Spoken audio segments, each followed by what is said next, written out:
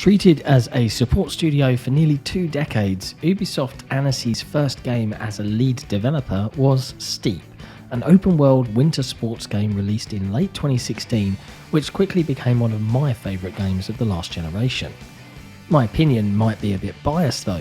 4 years had passed since the release of 2012's SSX, the last iteration on the now legendary series, and even though said game was met with positive reviews and fairly broad commercial success, there was no indication that publisher Electronic Arts would ever treat us with a sequel whatsoever. Nonetheless, Steep was a great foundation for what could become a breath of fresh air for fans of winter sports games. But Ubisoft Annecy went the extra mile and released Riders Republic, a game that maintained Steep's open world aspects and winter sports, whilst also adding bikes into the mix. It was a bold decision. Instead of perfecting the mechanics of what was already a great game, the studio took the risk of making what could become a jack of all trades and a master of none. So, ultimately, has the decision paid off? Let's find out in the XboxEra review for Riders Republic.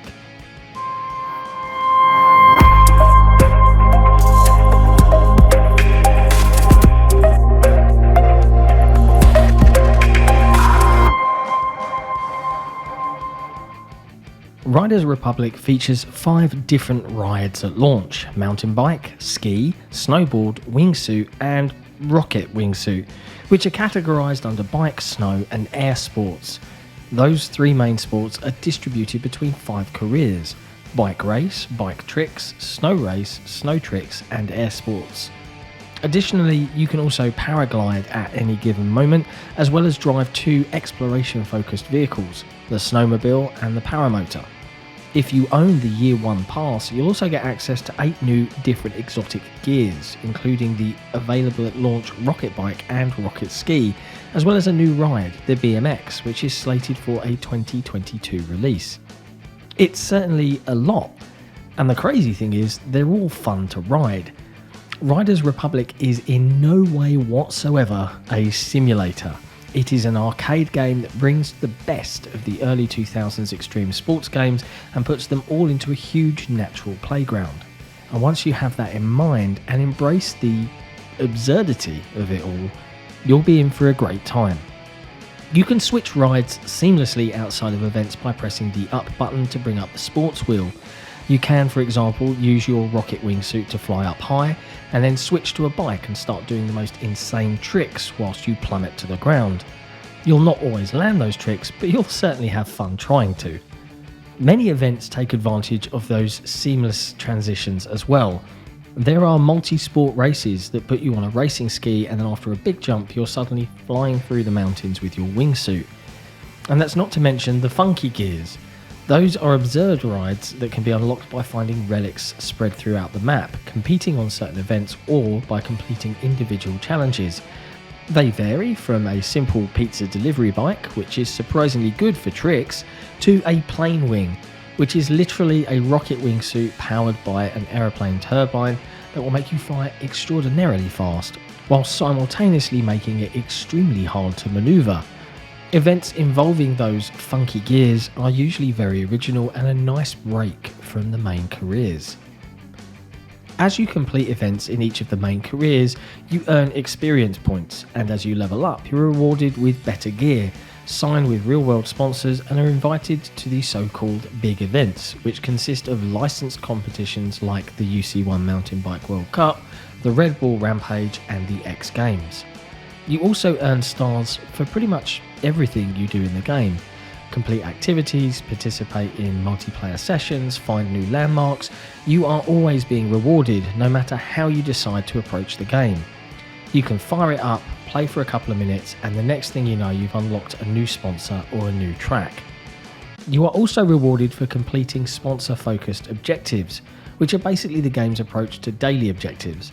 They vary from complete X events to score X amount of points, and once you complete them, you level up your relationship with the sponsor and unlock more new gears and equipment.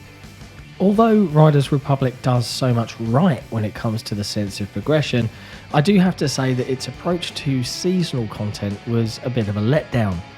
Even though I'm always being rewarded something, sometimes I am left with the impression that I'm not being rewarded enough. The reason for that is that the in-game store is packed with cool cosmetic items that cannot be unlocked unless you pay real money for them. There are some items that can be unlocked with the in-game currency, but they are so overpriced that it ends up making us wait for that special sale. After 10 hours of playtime, I earned around $80,000. As a comparison, an epic outfit can cost upwards of $30,000, and legendary equipment cannot be bought with in-game currency at all. Look, I know it's a common practice nowadays, but I will never be okay with it, especially on games that are not free to play. This is a $60 game, and yet there are premium currency bundles on the store that cost almost as much as the game itself. I have the $120 Ultimate Edition, and it frustrates me to no end that I can't unlock everything in the game, at least unless I put down more cash.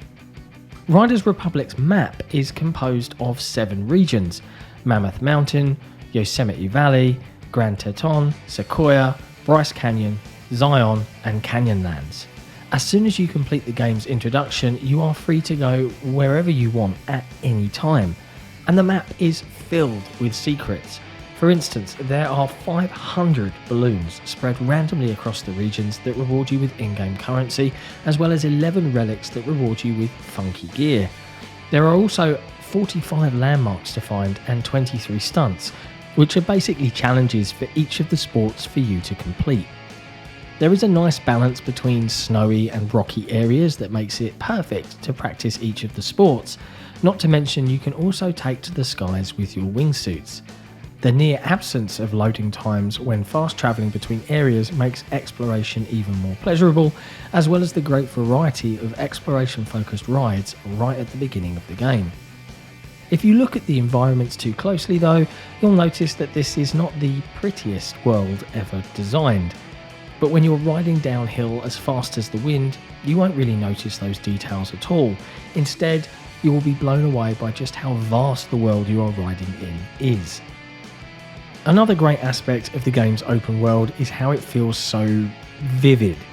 Even though you can play and enjoy Riders Republic solo, it is above all a social experience. Similarly to Forza Horizon's driver tars, the map is filled with other players. A nice mix between real-time and AI-controlled characters. Sometimes you are just chilling on your bike when all of a sudden a group of people fly by on their rocket wingsuits, contributing to the sense of truly being part of a republic. Riders Republic is far from being the best game I've played in 2021, but it is probably the most fun I've had this year. It takes the best of the golden age of extreme sports games and combines it all with a vast and vivid open world full of snowy and rocky areas for you to enjoy all the rides available at launch. All the woohooing and cringe-inducing dialogue can be a little off-putting at first, but once you get past that and embrace the absurdity of it all, you get to enjoy one of the best arcade games available on Xbox today. Thanks for watching. If you enjoyed this review, be sure to hit like, hit subscribe, and hey, ring that notification bell so that we can let you know when we're dropping some fresh content. And we'll see you next time.